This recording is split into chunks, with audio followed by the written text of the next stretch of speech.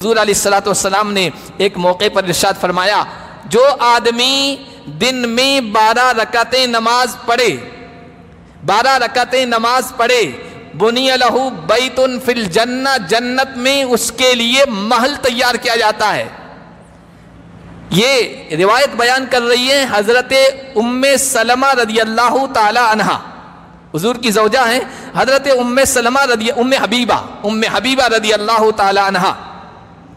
حضور نے جب یہ فرمایا نا، حضرت ام حبیبہ خود کہتی ہیں، جب سے ما ترکتہن منذ سمعتہن من رسول اللہ صلی اللہ علیہ وسلم، جب سے میں نے یہ بات حضور سے سنی ہے اس دن سے لے کر آج تک میں نے یہ 12 رکعتیں کبھی نہیں چھوڑی ہے۔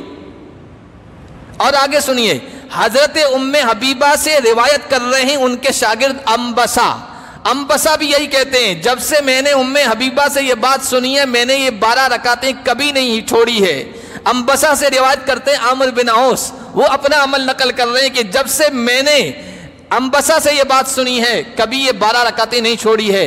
اور عمر بن عوس سے روایت کرنے والے ہیں نعمان ابن سالم، وہ کہتے ہیں جب سے میں نے اپنے استاد سے یہ بات سنی ہے میں نے بھی یہ 12 رکعتیں کبھی نہیں چھوڑی ہے۔ کون سی ہے 12 رکعتیں؟ حضرت ام حبیبہ نے کہا کہ قبل الظہر 4، ظہر سے پہلے کی 4 رکعت سنت مؤکدہ، ظہر کے بعد 2 رکعت سنت مؤکدہ، مغرب کے بعد 2 رکعت سنت مؤکدہ، عشاء کے بعد 2 رکعت سنت مؤکدہ، اور فجر سے پہلے کی 2 رکعت سنت مؤکدہ۔ اس کے علاوہ غیر مؤکدہ ہیں، نفل ہیں، آپ پڑھیے، لیکن یہ 12 رکعتیں آپ آج سے ارادہ کر لیجئے کہ کل قیامت کے دن ہم بھی یہ کہہ سکیں جب سے ہم نے یہ روایت سنی ہے ہم نے بھی کبھی یہ 12 رکعتیں نہیں چھوڑی ہے۔ اللہ کی طرف سے محل تیار کیا جائے گا۔ اللہ ہم سب